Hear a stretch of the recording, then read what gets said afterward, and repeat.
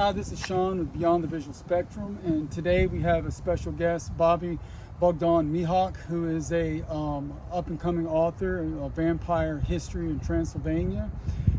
He's got a book that's coming out, and it's got a demo copy for us here, and he'll talk about it at the end. Also, he's a tour guide here in New Orleans. So I'm going to turn it over to him and let him give you a brief summary of vampire history, the real history from Transylvania. Awesome. Thank you so much, Sean. What's up, y'all? I'm Bobby. As Sean said, I'm an author, recently published, and also tour guide, and I consider myself a historian and collector of folk tales and folklore in general.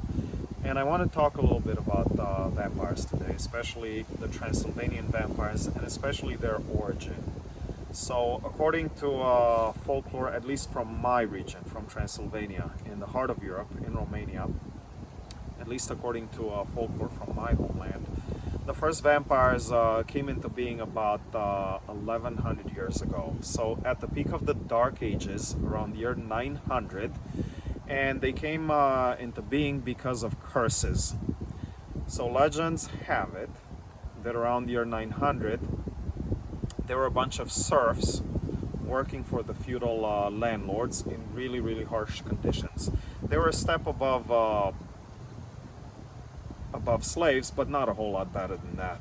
Toiling the land every single day for several hours a day, and some of them wanted freedom. They didn't want that lifestyle. Not all of them, but a lot of them wanted some freedom.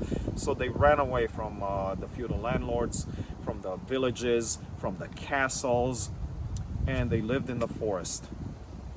Pretty quickly they found themselves in a very tough situation, basically living off of berries and mushrooms, starving every single day with this subsistence nutrition. And a lot of them start going back into the villages and back into the feudal lands and back into the castles in the middle of the night, and they started pillaging and stealing food in particular. They were not bad people, they were just starving basically. And they did this for about 100 years, generation after generation, about 3 generations. And after a while, the castle owners, the feudal landlords, the noblemen, these warlords, these knights in shining armor, got tired of all this pillaging.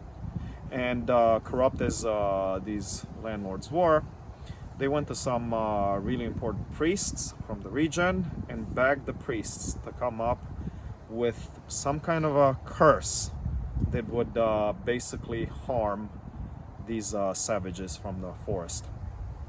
Well, the priests didn't know of any such curse, so they themselves got together with some witches, very powerful local witches, and together the priests with the witches concocted this plan to harm these people. The witches, together with the priests, came up with this curse for the first vampires to come into being. They cursed these people, or thieves now, to become vampires.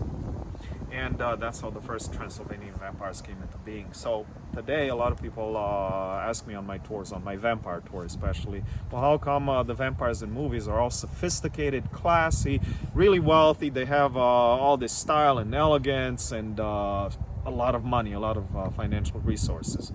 Well, give me 1,000 years to accumulate all this and I will, even though I might start at the bottom of the totem pole. Eventually I'll raise up in class and money and influence.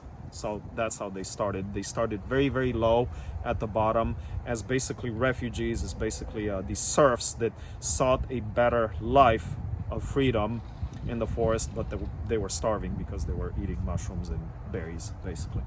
And the curses are very, back then, 1100 years ago in the 900s, they were very complicated. The witches, being pressured by these feudal landlords, they had to cast these curses. They didn't want to.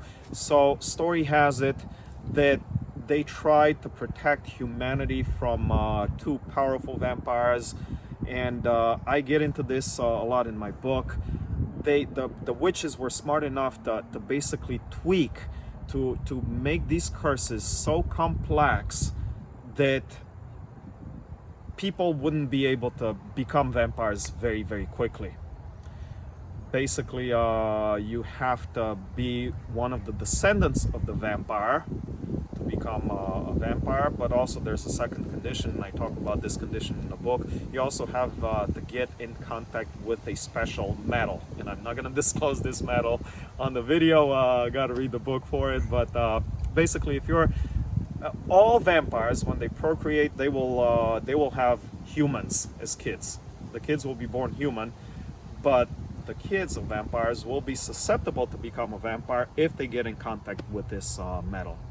And that's all I'm going to say for now. I don't want to spoil the whole book, the whole legend. But one more thing I wanted to say, and I was talking to Sean and Maya about this before. Just because we have these legends in Transylvania doesn't mean that the Transylvanian vampires are the only ones or the first ones. There are Egyptian legends about vampires, and they're very different. But one interesting thing I was mentioning to them before, even though the Transylvanian vampire legends are different than the ones from Egypt, they're almost exactly the same as the ones from the old Inca Empire in South America. So there you have it. Anyway, thank you so much for listening to all of this. My book is called I Fought the Devil and the Devil Won. It's about the origin of Transylvanian vampires, not of all vampires, of Transylvanian vampires in particular. But thank you so much, Sean. Thank you so much. It was a pleasure for you to come on the My show. pleasure. I'm glad you came, and can't wait to read the book. And if you like and subscribe to Beyond the Visual Spectrum, it's greatly appreciated. Thank you.